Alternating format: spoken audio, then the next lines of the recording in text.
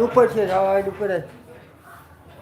રાજાના સિપાહીઓ આનંદથી દોડતા દોડતા આવી રાજાને કહ્યું કે હે મહારાજ, બે ચોરોને પકડી લાવ્યા છે, તેઓને જોયા આજ્ઞા આપો. રાજા વિચાર કર્યા વગર જ આજ્ઞા આપી દીધી. એટલે રાજદૂતોએ તેમને મજબૂત રીતે બાંધી મોટા કિલ્લાવાળી જેલમાં બંનેને પૂરી દીધા. શ્રી સત્યનારાયણ ભગવાનની માયાને લઈ કોઈએ તેમનું કોઈ વચન સાંભળ્યું નહીં. ઉપરથી ચંદ્રકેતુ રાજાએ તેમનું ધન પણ લઈ લીધું. બીજી તરફ શ્રી સત્યનારાયણ ભગવાનની શ્રાપથી તેને ઘરે તેની સ્ત્રી લીલાવતી પણ ઘણી દુઃખી થઈ ગઈ. ઘરમાં જે ધન રહ્યું હતું તે બધું ચોર ચોરી ગયા. ઉપર બેજ અંદર મનની ચિંતા અને શરીરમાં રોગોથી તેને ઘેરાઈ ગઈ. તેમજ ભૂખ અને તરસથી અત્યંત પીડાઈને અન્નની પણ ચિંતા પડી ગઈ અને ઘેર ઘેર ભટકવા લાગી. કન્યા તળાવથી પણ ભીખ માંગતી દરરોજ ઘેર ઘેર ભટકવા લાગી.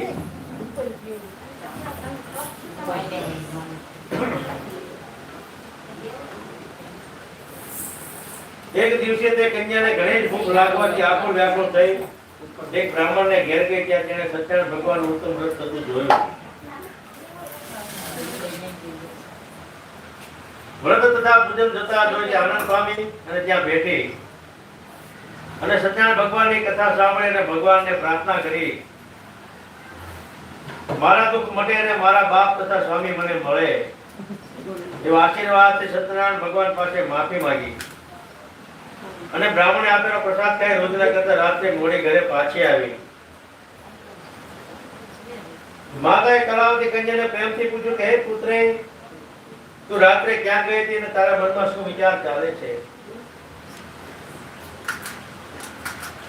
તો કલાવતી કન્યા તરત પોતાની માને જણાવ્યું કે હે માતા, બ્રાહ્મણને ઘરે મનની ઈચ્છા પૂરી કરવા વાળો વ્રત તથા પૂજન થતા હતા ત્યાં હું બેઠી હતી. પોતાની કન્યાનું તે વાક્ય સાંભળી સાધુ વળી અને તે સ્ત્રી આનંદથી સત્યનારાયણ ભગવાન વ્રત કરવા માટે તૈયાર થોડા અંચા બેહો. એ પતિવ્રતા સ્ત્રીએ પોતાના સગા સંબંધીઓ સાથે સત્યનારાયણ ભગવાનનું વ્રત પૂરું કર્યું અને પ્રાર્થના કરી કે હે ભગવાન, મારા પતિ તથા જમાઈ જલ્દી મારા ઘેર પાછા આવે. પૂજા કરતી વખતે સત્યનારાયણ ભગવાન પાસે હર ઘર ગઈ પ્રાર્થના કરતી કે હે ભગવાન, મારા સ્વામી તથા જમાઈને અપરાધને ક્ષમા કરવાના આપ યોગ્ય છો. વ્રત તથા પૂજનથી સત્યનારાયણ ભગવાન સંતોષ પામ્યા. વ્રતથી સંતોષ પામીને સત્યનારાયણ ભગવાને રાજા ચંદ્રકેતુને સ્વપ્ન દેખાડ્યું. તેમાં જણાવ્યું કે હે રાજા, તે કેદ કરેલા બંને વાણિયાને સવારમાં તો છોડી દેજે. તેનું તે જે ધન લઈ લીધું છે તે બધું જ પાછું આપી દેજે. જો તું એમ નહીં કરી તો તારા રાજ્ય ધન તથા પુત્ર સાથે તારો નાશ કરીશ. રાજાને સ્વપ્નમાં એમ કહી સત્યનારાયણ ભગવાન અદૃશ્ય થઈ ગયા. સવારના સમયે રાજાએ પોતાના સંબંધીઓને સાથે સભામાં બેસી સ્વપ્નની વાત કરી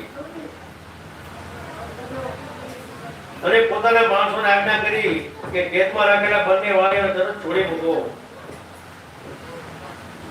રાજાનું વચન સાંભળી સિપાહીઓ તે બંને વાણિયાઓને કેદ ખાતામાંથી કાઢી રાજાની પાસે લાવ્યા અને વિનય સહિત જણાવ્યું કે હે રાજન, આ બંને વાણિયાઓને બેડીમાંથી મુક્ત કરી તમારી પાસે અમે લાવ્યા છીએ.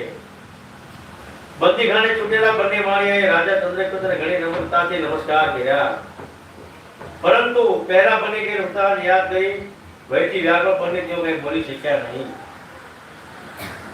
વાણિયાઓને જોઈ રાજાએ આદર્શિત વચન સંભળાયું. આ બંને વાણિયાને આજ સુધી દેવીઓ કે આ મોટું દુઃખ પ્રાપ્ત થયું છે, હવે કોઈ ભય નથી. રાજાએ તેમની બેડી તોડાવી બંધનમાંથી મુક્ત કર્યા અને હજામત કરાવડાવી અને સારી રીતે સ્નાન કરી વસ્ત્ર તથા ઘરેણા વગેરે પહેરાવી સંતુષ્ટ કર્યા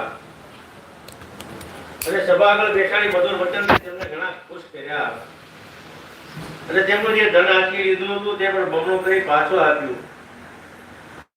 અને ચંદ્રકેતુએ રાજાએ કહ્યું, હે સજ્જનો, હવે તમે તમારા ગામ જાઓ. રાજાની આ વાત સાંભળી